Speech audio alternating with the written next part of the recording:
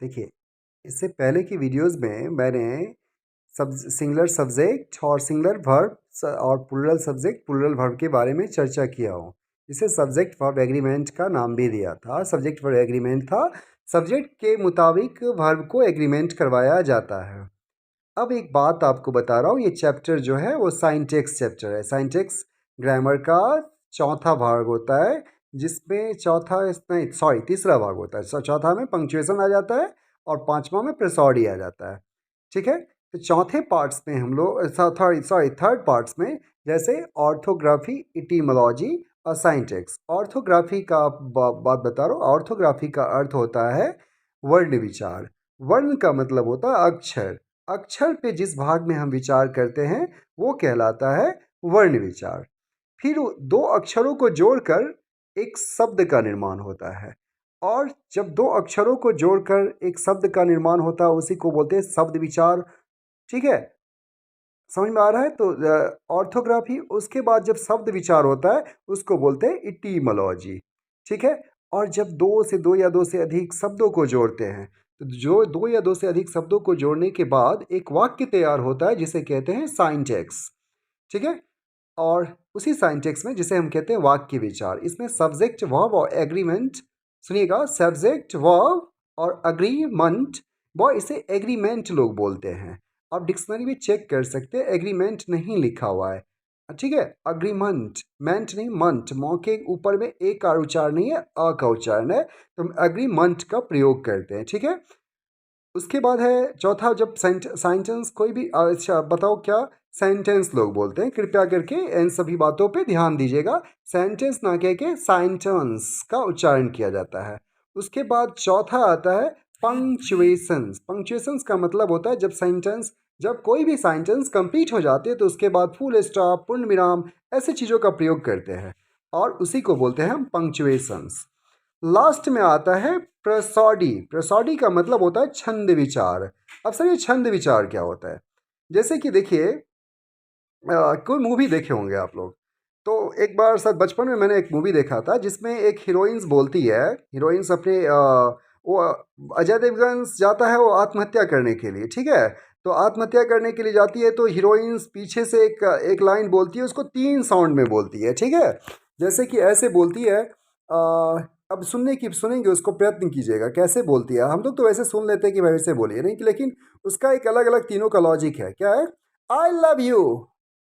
दूसरा कहती है, दूसरी बार में कहती है आई लव यू, और तीसरे बार कहती है आई लव यू। इसका सेंस क्या कह रही है? पहला सेंस में वो कहना चाहती है आई लव यू, इसका मीन्स कहना चाह रही है कि मैं तुमसे प्यार करती हूँ। कहने का अर्थ है कोई और नहीं, सिर्फ मैं। दूसरी लाइन में कहती है आई लव यू, इसका सेंस कहना चाहती है कि मैं तुमसे प्यार करती हूँ और कुछ नहीं। और तीसरे लाइन में बोलती है आई लव यू, मीन्स क्या, मैं किसी और से नहीं, सिर्फ तुमसे प्यार करती हूँ। और ठीक उसी तरह हमारी रियल लाइफ में भी ऐसा होता है। जब हमारे बाबा, दादा, चाचा, ये सब जो बार बार हम लोग खेलते रहते हैं, हमको बुलाते हैं, ए राजू, ए कुमार, आ जाओ आ जाओ, तो हम लोग नहीं सुनते तो हमको कहते हैं हम तोड़ा कहे छियो, तोड़ा। इट मीन्स दैट हम मैथिली टंग में आ गए, ऐसे हिंदी में बोलते हैं कि हम तुम्हें बोलते हैं, तुम्हें, किसी और को नहीं।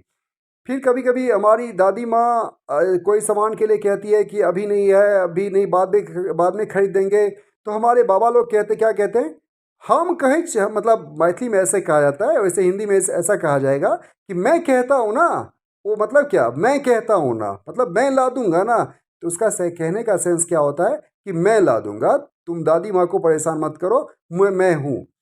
तो जिस इसमें क्या, इस भाग में हम लोग सीखते हैं स्ट्रेस, एक्सेंट, सुनिएगा, स्ट्रेस के बारे में, एक्सेंट के बारे में लर्न करते हैं।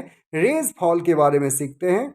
अर्थात रेज फॉल मीन्स क्या बता दूं, कि कोई शब्द को कब रेज करना, रेज बने कब उठाना है, कब फॉल करना है, कब गिराना है। हाँ, साइलेबल्स के बारे में लर्न करते हैं। फिर फॉन्टिक्स के बारे में लर्न करते हैं, साउंड्स लेटर्स के बारे में लर्न करते हैं, साउंड्स वॉवल के बारे में लर्न करते हैं।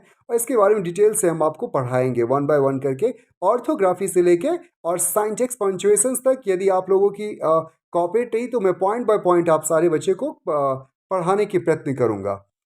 ठीक है, और चल अभी बात कर रहे थे हम वही साइंटेक्स के ऊपर। तो ज़्यादा तो ज़्यादा लंबा वीडियोस हो जाएगा, इसलिए मैं शॉर्ट करके बता रहा हूँ। जब दो या दो से अधिक सब्जेक्ट कॉमा से जुड़ा हुआ हो तो याद रखिएगा सबसे पहले सब्जेक्ट के मुताबिक वर्ब का प्रयोग करेंगे।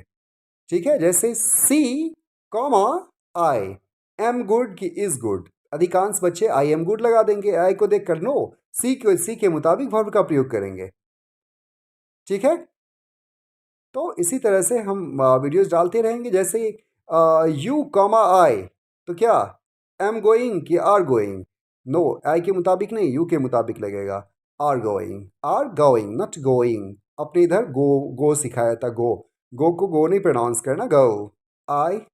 ठीक है, तो यहाँ पे क्या देंगे, you comma I am going नहीं ना कहकर क्या देंगे, you comma I are, are नहीं आ गोइंग, गोइंग। ठीक है, इट्स ओके। फिर नेक्स्ट वीडियो में हम अगले पॉइंट्स पे चर्चा करें।